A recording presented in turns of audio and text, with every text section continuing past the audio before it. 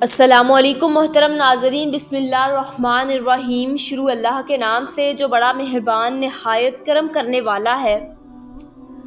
آج ہم بیان کرنے جا رہے ہیں صبر، ایمان اور یقین کی سب سے عظیم مثال، اللہ تعالیٰ کے نبی حضرت ایوب علیہ السلام کی مکمل کہانی۔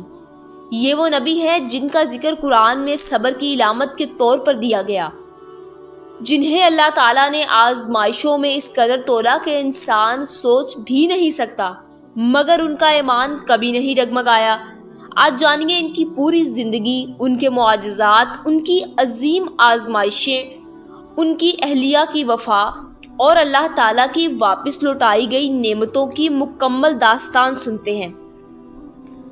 حضرت ایوب علیہ السلام کا تعلق حضرت اسحاق علیہ السلام کی نسل سے تھا۔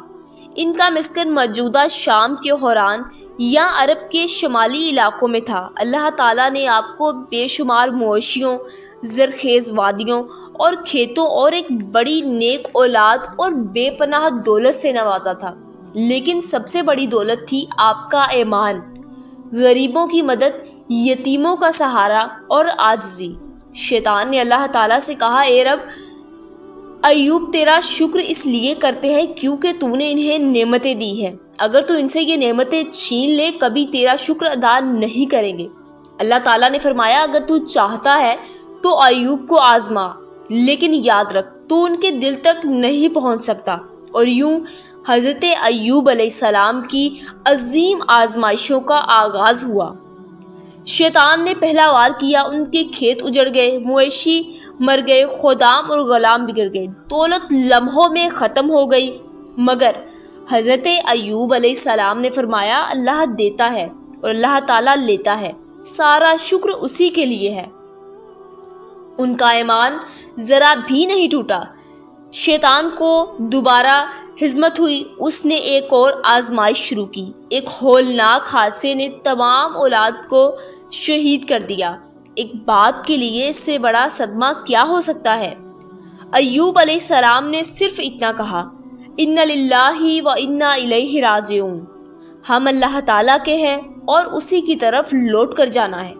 اب شیطان نے آخری چوٹ ماری، ایک ایسی بیماری جو جسم کو زخموں سے بھر دے۔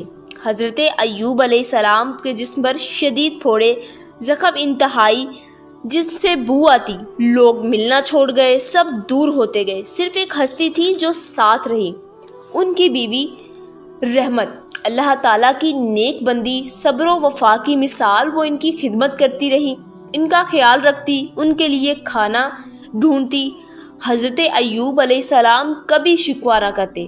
جب اہلیہ نے محبت سے کہا، اے ایوب، آپ اللہ تعالیٰ سے شفا کے لیے دعا کیوں نہیں مانگتے؟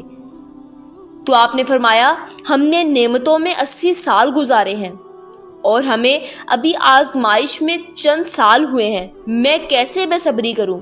یہ تھا ایوب علیہ السلام کا ایمان، یہی وجہ تھی کہ اللہ تعالیٰ نے انہیں صابرین میں شامل کیا۔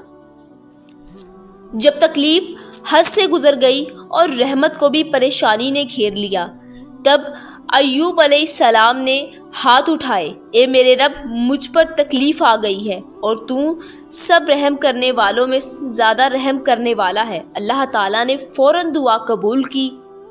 ایک فرشتہ آیا اور کہا، اے ایوب، زمین پر پاؤں مارو۔ آپ نے پاؤں مارا اور زمین سے ٹھنڈے میٹھے پانی کا چشمہ پھوٹ نکلا۔ جب آپ نے پیا اور غسل کیا، آپ مکمل طور پر شفا یاب ہو گئے، جسم نیا ہو گیا، بیماری ختم ہو گئی، طاقت لوٹ آئی۔ یہ حضرت ایوب علیہ السلام کا عظیم معجزہ تھا۔ اللہ تعالیٰ نے فرمایا، ہم نے جو کچھ لیا تھا ہم اسے لوٹاتے ہیں اور اس سے بھی زیادہ دیتے ہیں۔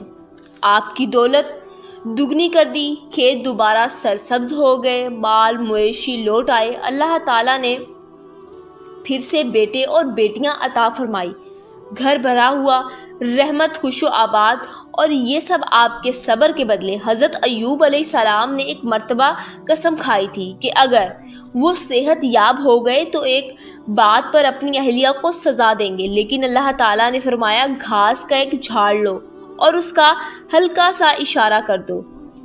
یوں اللہ تعالیٰ نے اپنے وعدے پر قائم رہنے کا راستہ بھی دیا اور رحمت علیہ السلام کی عزت بھی محفوظ رکھی۔